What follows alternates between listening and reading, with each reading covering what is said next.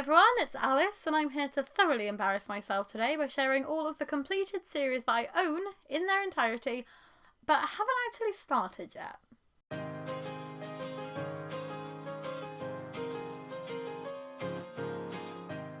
So I was looking at my bookcase and I'm not quite sure what gave me the idea to do this one, but I was thinking there's quite a lot of series on there that I own entirely and I haven't started yet, so why not get a little list of those together? And the little list got longer and longer, and now there are literally books all over my dining table, and I'm about to show you quite a lot of series that I own and haven't started.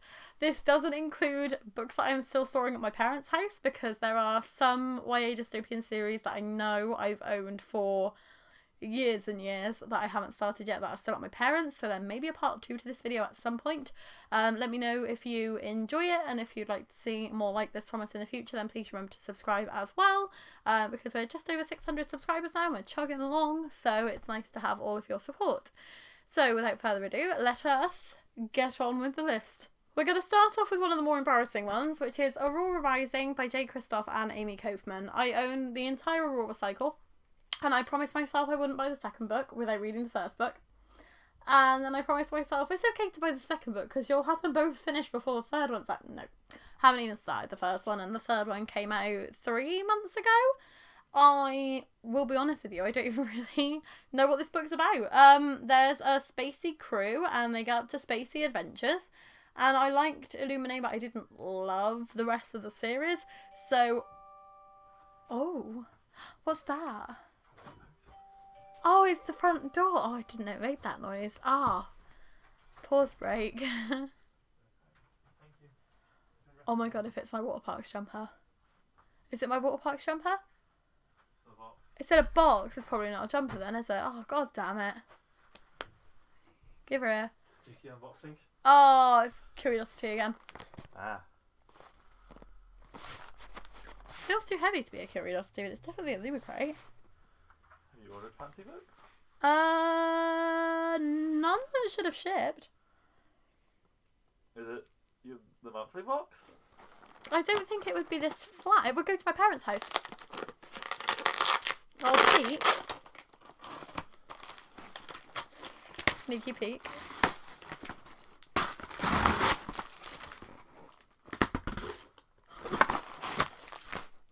Okay, I have ordered special editions. I'll unbox this at the end of the video and you can see what made me do that face, because oh my god, I didn't even know these have been shipped yet. Let us continue. I didn't love the rest of the Illuminae series, and I'm a little bit worried that it's going to go the same way with Aurora Rising because it's the same author pairing, so I'm a bit concerned that I'm going to love the first book and then not like the other ones. But we will see eventually if I do ever start them, because I definitely should. The next series I'm going to mention is also by J. Kristoff, and that is the Nevernight Trilogy. I actually got the first book of this in an Illumicrate monthly box. Then God's Grave was released and Illumicrate did an edition, and I said, no, I'm not going to buy it because I haven't read the first one, and I had immense regrets because God's Grave hardcover to match this was selling for like hundreds and hundreds of pounds. So then Illumicrate re-released the first two, and I managed to split a set with Becca Fowle. So she had the Nevernight and I had the God's Grave. So I have this whole series now because I also bought the third book, which is Dark Dawn. Dark Dawn from Waterstones, because it was signed and sprayed edges and it was really pretty. And I thought I would start them by now, but I haven't. There are a lot of kind of, not controversial, but people say that it can be a little difficult to get into because there's a lot of footnotes and little additions throughout the book. And I like the idea of that, but I think it might throw me out of the reading and it might make it hard for me to concentrate. I also don't like the fact that I've just been flicking through and I've realised that the chapter breaks start like in the middle of the page. I'm not going to be able to find one now that I've told you that, am I? 3 hours later. There we go. The chapter is like in the middle of the page, and that means that this is just going to feel like one endless block of text, because normally I get to the end of a chapter and then there's like a little bit of a blank space, so it makes you feel like you're reading more. So I'll see if I ever read these, but if not, then I'm still going to keep them because they're absolutely stunning, right? These are just the most beautifully designed books I have ever seen, and I'm so glad that they worked with the same illustrator on the UK cover for Empire of the Vampire, because you better believe I bought that too, because it's very, very stunning. This video should really be Illumicrate editions that I've purchased and haven't read yet, because I've also got Greenbone Saga by Fonda Leigh. This was recently one of the Illumicrate Archives boxes, and I ordered it because I was really excited about reading them. Haven't actually read the first one, but I thought, you know what, I might as well buy all the series in one go, and they're really stunning, so that was the right decision, but I need to actually start the series. Another completed Illumicrate duology is Raybearer by Jordan Ifueko. This was another Archives box, and I wasn't interested in the Raybearer series because the UK cover has this really weird hidden face, and it completely disconcerts me and it makes me feel very unsettled and uncomfortable to look at. So I was never going to read this book. I mean, I could have borrowed an e-copy, but I just didn't really feel attracted to it. And then I saw the Illumicrate editions, and they've got these gorgeous ombre sprayed edges, and I was like, well, you know what, I might as well give it a go. And it has this gorgeous under the dust jacket foiling as well. And I haven't read them, but they're really pretty, and it kind of makes me feel a little bit less disconcerted when I think of this book, because I think of how beautiful it is rather than the hidden face. So that's a win, even if I haven't read it, right? Another Illumicrate's Archive series that I haven't started yet, and actually the first Archive series that they ever did was the Poppy War Saga by R.F. Kuang. This is a trilogy, and it's set, I think it's historical setting, but it's fantasy. I'm not completely sure, I don't know that much about it. I've heard a lot of people say that it will emotionally destroy you and tear you to shreds, which is one of the reasons I haven't picked it up recently, because my mental health's been in quite a bad place, so I think I would rather wait until I'm a bit more stable before reading something that I have been told will destroy me. But I'm excited to get to these at some point, and I'm glad that I have these gorgeous editions because they are very, very stunning, and it was a really great start to the Archives selection. I think that might be all of the Illumicrate books, apart from Clockwork Angel by Cassandra Clare, because I haven't actually started the Infernal Devices yet. I have the original hardcovers. I think I've got paperbacks of these. I've now got these fancy schmancy hardcovers because I'm a sucker for special editions. And nope, haven't started them. Got a feeling I tried to read the first chapter, and because it was historical, because these are set in Victorian London, because it was historical, I just kind of noped out of there. I would like to read them eventually because I did enjoy the majority of the Mortal Instruments series. I haven't actually finished the 6th book yet, but yeah, let's be honest, with an edition like this, I was of course going to buy it. I just really should read them. And there's actually also another Cassandra Clare series on this list as well, because I own the whole Dark Artifices trilogy, and I haven't started these either. I bought Lady Midnight hoping that I would catch up on the Mortal Instruments and read the Infernal Devices and then carry on with this series, and now she's 2/3 of the way through the Last Hours series, which follows this one, and I still haven't picked up another Shadowhunters book in that time. And this came out when, like, 2016? Yeah, 2016, so I've owned this for 6 years, and oops. At some point I will read these, at some point I will continue on with the Shadowhunters series, but until then I'm just going to love the fact that I own this because it's very, very beautiful. I love the Waterstones Rune editions, and I keep ordering them even though I haven't read any of them, but at least they spark joy because they're beautiful, so that counts. Guess who noticed another Illumicrate book on the table before she started off this next section of video? Oh yes, it's the Brown Sisters trilogy by Talia Hibbert. This is the first romance trilogy that Illumicrate offered, and it was just slightly before the launch of Afterlight, I think is the romance box that they do. And I'm interested in reading these. I haven't started them yet because I've only owned them for a couple of months, and as you can see I have to own things for at least 10 years before I actually read them, so these aren't going to be read for a while, but I've had a lot of good recommendations about these, especially from Aoife from Pretty Purple Polka Dots, so hopefully I will love them when I pick them up, but at least I've got these gorgeous editions in the meantime. Now let's just move on to fairy loot books, because there's quite a few of those as well. Oh no. I need to just stop buying the special edition sets without starting the series first, but I don't want the FOMO because I experienced the FOMO with Nevernight and it was awful. So I would rather just have all of the books, and then if I decide I don't enjoy them in the future, I can get rid of them and pass them on to somebody who will love them, but I just want them in case. So, to start with, we've got the Graceling series by Kristen Cashore. This one was in a Fairy Loot special edition about a year ago, actually. I remember ordering it just before I had my teeth out, and that was like February time. So, I've actually read the first chapter of this one to try it out before I ordered them. So, this kind of doesn't count. because I have started it, but I can't remember anything about the first chapter, and I haven't actually finished any of the books in the quartet, so it's going on here. I will hopefully read these eventually, because especially, like, Graceling's very, very skinny for a YA fantasy, so this shouldn't be too hard to get through, right? We have the one that's probably the most embarrassing, which is An Ember in the Ashes by Stiefvater here. I pre-ordered An Ember in the Ashes before it came out, and I was so excited for it to arrive. I got the Goldsboro edition. I was absolutely dying to read it. And now the entire quartet is out, and I still haven't picked up the first one, and they've been out for over a year now. And hopefully I'll read it eventually, but I think it was like 2013 when this first came out. 2015, okay, so not as bad as I thought it would be. They're only 7 years old. That's still very old.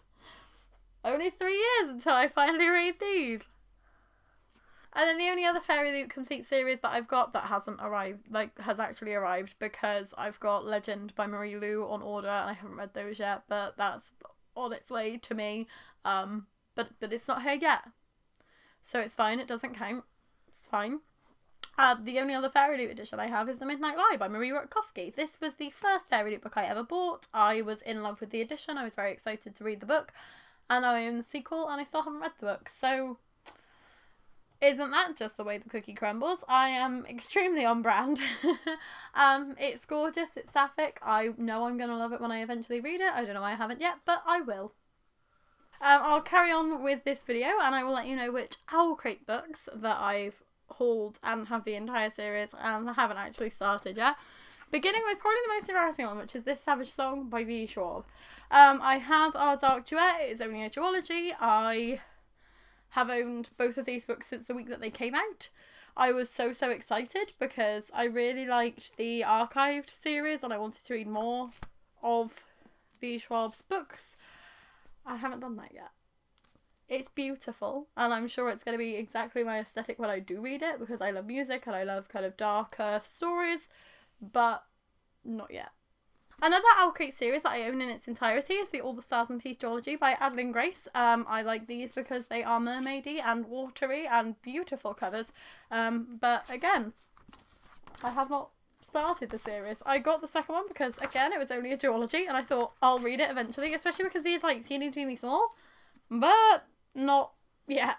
I also have Shadow of the Fox by Julie Kagawa. This one I'm not so embarrassed about because I only just got the second book in a charity shop a couple of months ago, and I have the third one on my Kindle because it was on 99p daily deal. So I own all of these in different editions, and I've only hauled the second and third books fairly recently. So I'm not as embarrassed by the fact that I haven't read these, but I'm also a bit sad because so many people recommend this series. I know Jessie, the reader, really likes these. I know Super Space Chick, I've forgotten what her new channel name is, but I know she really liked this series, so I hope that I will as well, because they do come highly recommended. I just haven't had a chance to start them yet.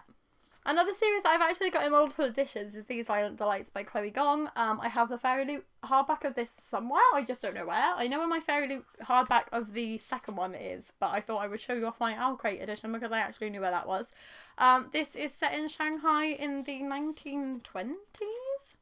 1926. So it's a Romeo and Juliet retelling, but it sounds like it's quite brutal, and it's, again, comes very highly recommended. This has been so hyped, and it was a debut novel, so it's impressive to see that amount of hype for a debut, especially with the amount of different editions that people ended up doing of it. And I think I will love it when I start it. I just haven't had a chance to yet. Another book that comes highly recommended, this time by Elliot Brooks, is the Crown of Feathers series by Nikki Piperetto. I own all of these because I think that they are stunning books and I'm sure I'm going to love them. I don't know why I haven't started them yet. I, again, promised that I was going to read the second one before I bought the third one, and then the next thing it was being announced that it was on sale, and I didn't want to miss out because it was limited and obviously it matched my first two. And I kind of regret getting the second and third without reading the first, but also these pages are so stunning and they're all really beautiful books, so why not? Why not? Moving on to just various assorted editions of series that I haven't started yet. So we're off with the book box ones, which means they're a little less embarrassing because they haven't cost me a ridiculous amount of money, and most of these I've had for years and years or I've hauled from charity shops. So we'll start with King of Scars and Six of Crows by Leigh Bardugo. My mum actually got me the Six of Crows special editions for Christmas and I forgot to haul them in last month's video because I am a big doofus. So these will be popping up in my book haul next week. But yes, I've owned King of Stars since it came out. I have a paperback copy of Six of Crows that I've had since it came out, but I don't actually know where that's gone. And I promised I was going to reread the original Grisha Trilogy before I moved on with these books. But the problem was I didn't like the way that the trilogy ended, so I haven't been able to convince myself to reread the Shadow and Bone series. So I haven't moved on with these two yet, and apparently these duologies are better than the original trilogy. So I just need to suck it up and force my way through and actually get that done. How have I got, like, dust on the back of this already? Ugh. I've literally just opened these up. What's wrong with me? I'm just not allowed to have fancy things. Oh, there we go. She's good there. But yes, if I can just force myself through a reread, then I'm sure that I'll end up loving both of these, especially Six of Crows, because it's like a heist novel, and I love heist novels. But I haven't done that yet, and hopefully I will eventually. Maybe. I definitely will.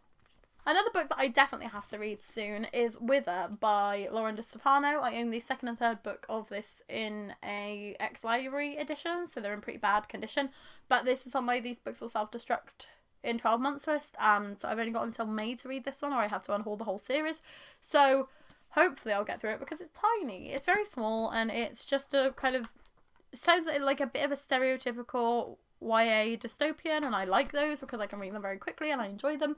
So hopefully I will read the first book in the Chemical Garden trilogy and enjoy it, and then I can read the others before they self-destruct and are gone forever. Another book that we've hauled fairly recently is Malice by Quinn. This is the first book in the Faithful and the Fallen series, and we managed to get all 4 of these from a charity shop, and they're in like perfect condition, so I was really impressed. I'm hoping I'll love these. Again, I think I've seen Elliot Brooks recommend these. I think Jessie May recommends these. I know Jessie May recommends The Shadow of the Gods, which is John Gwynn's new novel. So I think he's going to be a very good author, and it would be good if I could get kind of through this series and then decide whether I want to read the Shadow of the Gods series before it finishes, because that has dragons in it and I like dragons. And these have swords in them, but I don't know if they have dragons, and I want to read dragons. A bit of a silly one, and one of Sean's series, is the Goosebumps Horrorland series. Again, we hauled this entire thing in a charity shop. We managed to find them for 99p each, and there's like 15 books in the series, so we were like, why not? Let's grab those. And we haven't had a chance to start them yet. We were planning on doing a reading vlog over Halloween where we were going to read all 15 of these in one day, which would have been super duper fun, but I ended up having a colleague off sick, so instead of having Halloween off, I was working like 9 days in a row, like 10-hour days, and it was ridiculously tiring. So we didn't have time to do that this year, but if I can wrangle Halloween off this upcoming 2022, maybe you'll get that reading vlog. This is actually the second book in the series that I like to hold up because I can't find the first one, but I know I've got Witch Hunter by Virginia Boacre somewhere, so I might as well show you Kingslayer because this is a completed duology. This is UKYA. It was a UK author and was very highly recommended. I'm pretty sure the first one was the Sunday YA chat book at some point. And I don't know why I didn't read it then, unless I just didn't have a copy, and I've just constantly been trying to catch up since then. But I actually got this sequel in a charity shop, and then Sean found the first book in a charity shop. So we have finally got the whole series. We just haven't started them yet. But at least it's only 2 books, so that should be quick to get through. Another series that should be quick to get through is the Johnny Maxwell series by Terry Pratchett. I have no idea if Johnny and the Bomb is the first one. I thought it was something like Saving the World.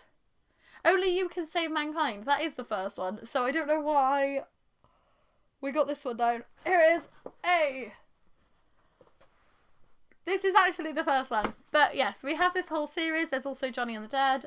Terry Pratchett is a UK author. Wrote the Discworld novels, so you'll probably have heard of those, even if you haven't heard of Terry Pratchett.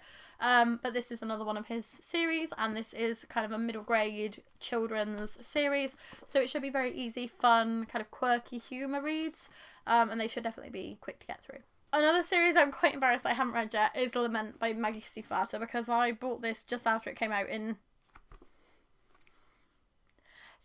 2008. Oh no. And I have the sequel, and at one point I had 2 copies of each of them because my mum bought them for me because she didn't know I already had them, and I still didn't read them with that many editions. And I'm not sure if I ever will. I hopefully will, but I'm pretty sure that this is a fairy book. And I like Maggie Stiefvater's Raven Boys. I loved Shiver when I read it, but I don't know if I would love it on a reread because it's werewolves and it's paranormal romance, and I think that's going to be the same. And I'm not sure how I feel about YA paranormal romance now. I will think about at least trying the first one before I unhaul them, but this is another completed duology that I just haven't started yet, and I don't know if I can ever see it happening. And I had a feeling there was meant to be a 3rd one that never came out, so maybe this isn't actually a completed series officially, so it shouldn't be in this video, but it can stay for now. Another YA fantasy series that I own in its entirety but haven't read yet is the Defiant series by CJ Redwine. Something about these covers has always really attracted me. I don't know if it's because it kind of reminds me of the covers to the Eve series by Anna Carey, and I really liked that trilogy. But I have these and haven't read them yet. I'd wanted them for so long, and I had the 2nd and 3rd one, and then this one was the next library copy, so it was like super duper cheap. And then I just never started it. Because apparently that's the story of my entire life. Hopefully I'll read them eventually. I might put this on the next These Books Will Self-Destruct in 12 months list, because then if I don't force myself to read them, they can just go, because I'm sure people would love these. They just need the chance to have a better home, because quite clearly this is not a good one for them if they're not being read. Going way back to the very first Luma Crate box, they included a paperback of Wolf by Ryan Groudon, and they then included the sequel for people who had been subscribed throughout the first year, which was me. So I had the completed duology, and I still didn't read them. This is recommended highly by Haley and Book Clan because it's like an alternative history of what if the Nazis won World War II and what the world would be like if that had happened. So I'm interested in reading it, even though I don't like historical fiction, because it sounds like a very interesting alternative history book. I just haven't picked it up yet because I suck. This is probably going to be the most surprising one. Third of Glass by Sarah J. Maas. I read the first 2.5 books in the A Court of Thorns and Roses series. I've read House of Earth and Blood, and I'm really pumped for House of Sky and Breath coming out in like 2 weeks. I was so excited, it's like nearly here. And I'm like super pumped for that. So why haven't I read Throne of Glass yet? I don't know. I think it's because I didn't actually hear of these until the 4th book came out, and the 4th one's a lot chunkier.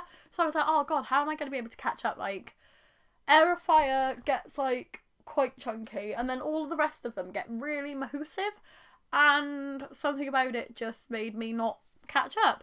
And I think I would like to, because this is Sarah J. Maas's debut novel, and I obviously like her other stories that she's written, so it would be good to read these, but I just haven't yet, even though I own them all. And they're quite chunky, and they take up so much space for a series that I haven't even started. Sean technically owns these, so I feel a little less bad that I haven't read them. And those are the Demon Arta books by Darren Shan. Sean keeps recommending them, I keep not reading them. So we own all of the books in paperback and 9 out of the 10 books in hardback. We just need to try and find the 8th one in hardback, and then we've got them all twice. Sean loves this series. I read it when he was younger and he wants to reread it with me. I will eventually reread them with him, but I didn't like Darren Shan's zombie series. I read the first 3 and thought they were trash, and it's kind of put me off of reading any other Darren Shan. I liked the Cirque du Freak books when I was younger, but I can only remember reading the first 2 or 3 and I can't remember anything that happened in them, so they weren't very impactful. Hopefully these will be better, because this was Sean's favourite of his series, but also Sean didn't think that Zombie was trash, so it probably won't end well.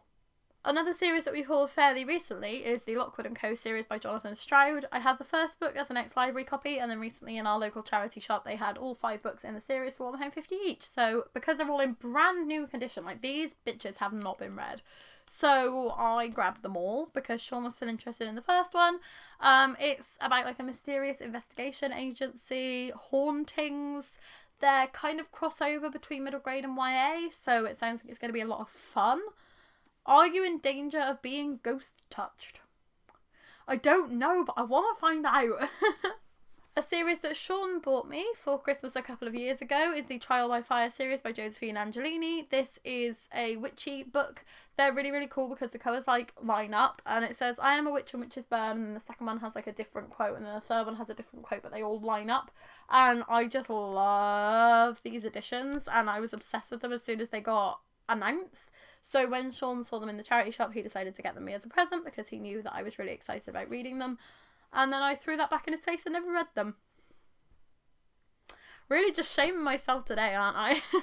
More charity shop books. Frozen by Melissa de la Cruz and Michael Johnston. This is Dragons. This is a duology. This is a duology that I own both the books of and have never started. But Dragons. I literally said earlier I want to read more dragon stuff. I can read dragon stuff. I've got dragon stuff right here. Read dragon stuff, Alyce. We also own the entire Sally Lockhart series by Philip Pullman and haven't started these yet. I blame The Secret Commonwealth for that because we read His Dark Materials trilogy, absolutely loved it. I struggled with the first book, loved the second, was a bit ambivalent on the third.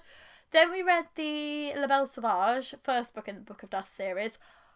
Blown away, absolutely mind blown, loved it. And then the second one was the worst thing that we'd read in ages.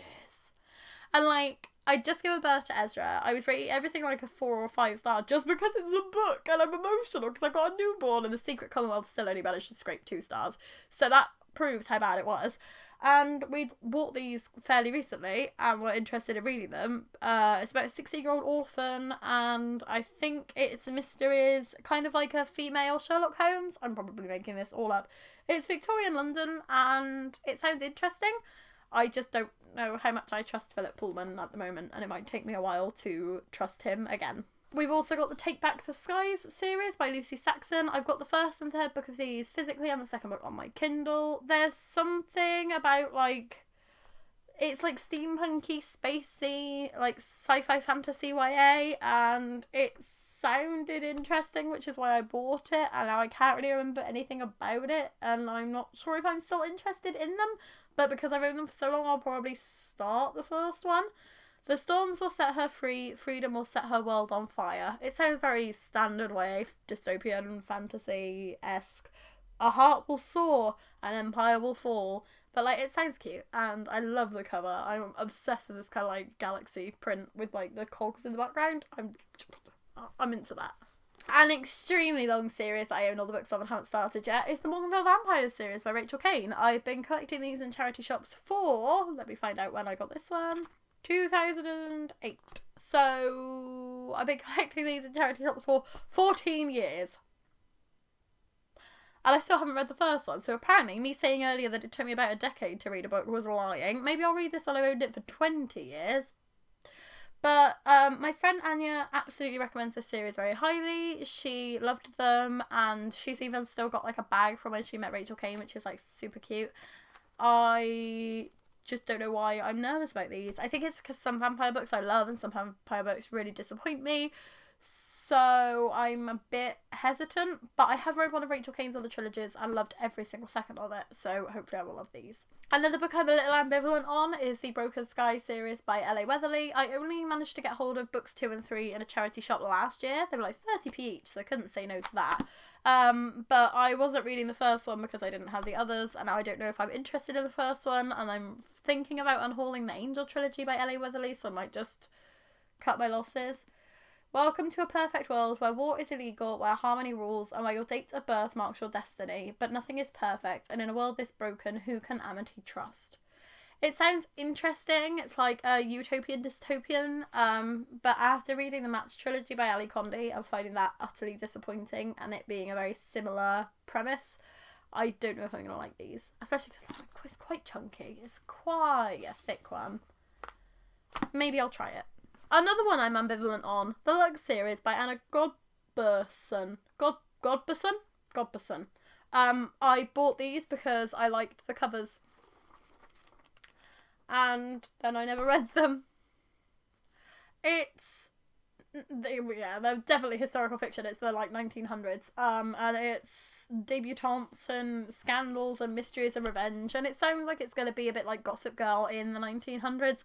And I don't know if I wouldn't just rather read like classics that were contemporary at the time, because Jane Austen writes like classic gossipy novels very, very well, so there's probably like the 1990s version of Jane Austen that I could read instead of these, but we'll see how we go. Another series that I know literally nothing about is the Cat Incorrigible series by Stephanie Burgess. These 3 books were in a charity shop together and they looked super duper cute, and I liked the illustrations, and they're middle grades and they're very short, so I picked them up and then never read any of them because that is just the way my life goes. Maybe I will read these because they do look a lot of fun. Kind of giving me Nevermore vibes with the illustrations, and I love Nevermore, so I will probably try them, but I don't know why I haven't yet. Probably because I buy too many books knowing nothing about them just because they're in charity shops cheap. We're in the home stretch now. I've only got 4 series left to talk to you about that are here and not at my parents' house, which probably means I've actually got like another 20 or 30 to talk to you about, but they're not here, so we can pretend that they don't exist. Another highly embarrassing one that I think I'm going to get slated for not reading yet. The Hunger Games by Suzanne Collins. We even own the terrible prequel novel that came out last year. Have we read any of them? No. Sean has. Sean has actually read these. He says they're not really worth reading, but I'm interested because I've seen the film. I always watch the film adaptation after I've read the book, and I've actually seen the film of these ones, and I think that's the thing that's keeping me more interested in them because I have seen it and I did enjoy it. I was forced to watch it at a birthday party. I complained profusely because I said I didn't watch until I'd read, but they all just said I should have read them already, which is fair enough.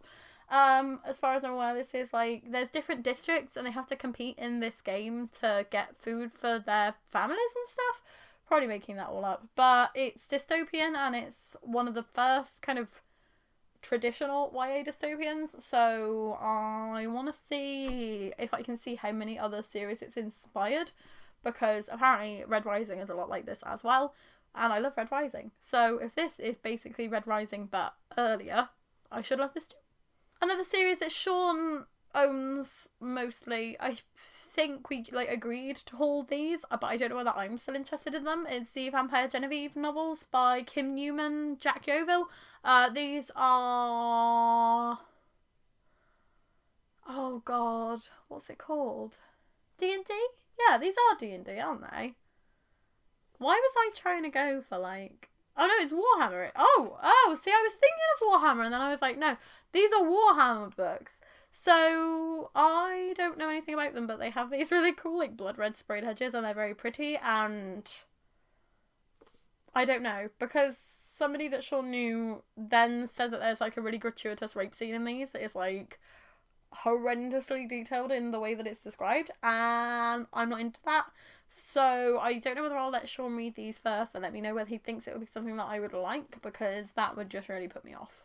Another book with some gorgeous sprayed edges is the Caraval series by Stephanie Garber. I actually only physically own the first one because I've got Finale and Legendary on my Kindle. But then I've also got Once Upon a Broken Heart, which is the spin-off series first book.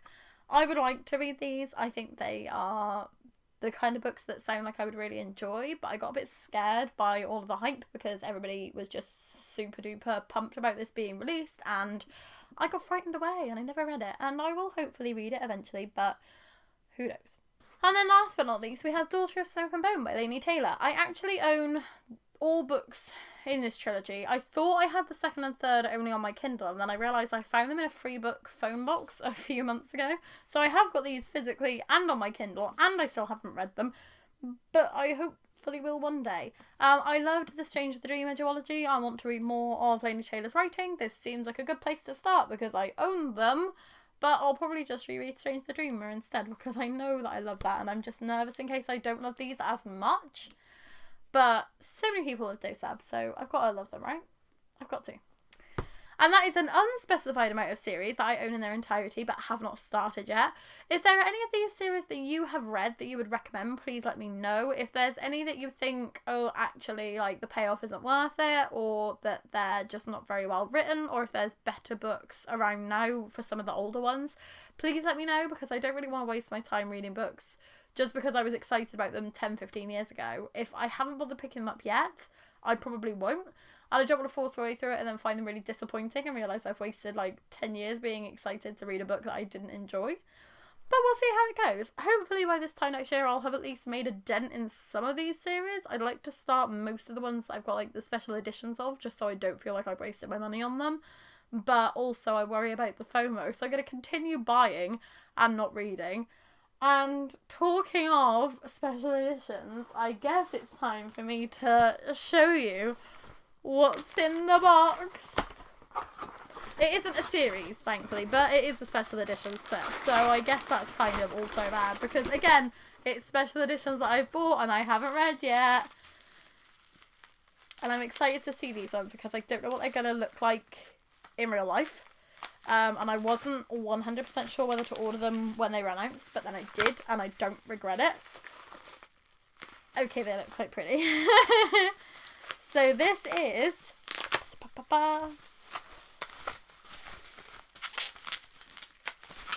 I cannot find a way to get into it. This is the Illumicrate Madeline Miller box set.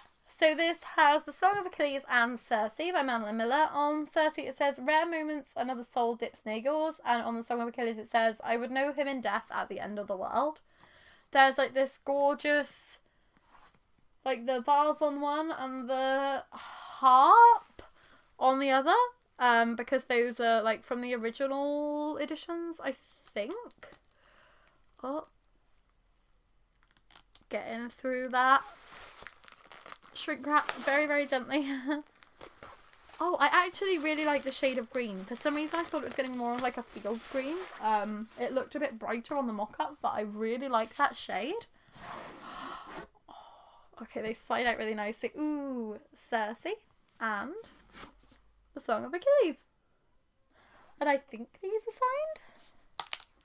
Yes, they are signed.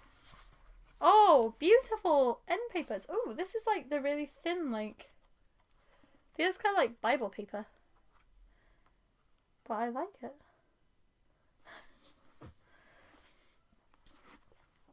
Then we've got some beautiful end papers on this one too, with like the vases. And it's signed again. And something that I actually quite like, I guess, like, as I was talking about controversial opinions the other day, some people will probably say that this is like damaged. But I think it's really cute. I've managed to get end papers that aren't like cut quite down to size. So it actually says on there that it's the Song of Achilles box set end papers. And I don't know, I find that quite cute. Pantone 873C, apparently.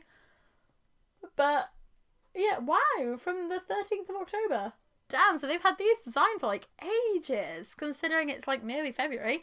But I like that. That endears these to me more. That's really, really sweet. Aww. So I'm extremely happy with these editions. I hope that you enjoyed this little surprise unboxing at the end of this video. If you like this video and you would like to subscribe, we would be super duper grateful. And if you would like to share your thoughts on any of these series or on these Madeline Miller books, then please leave a comment down below and I will chat with you.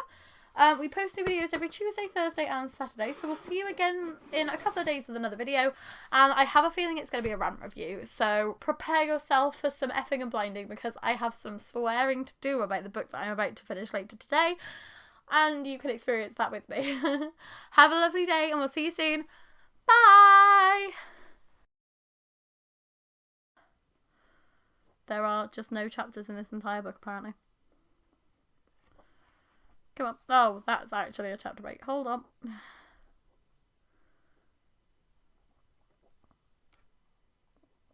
Oh.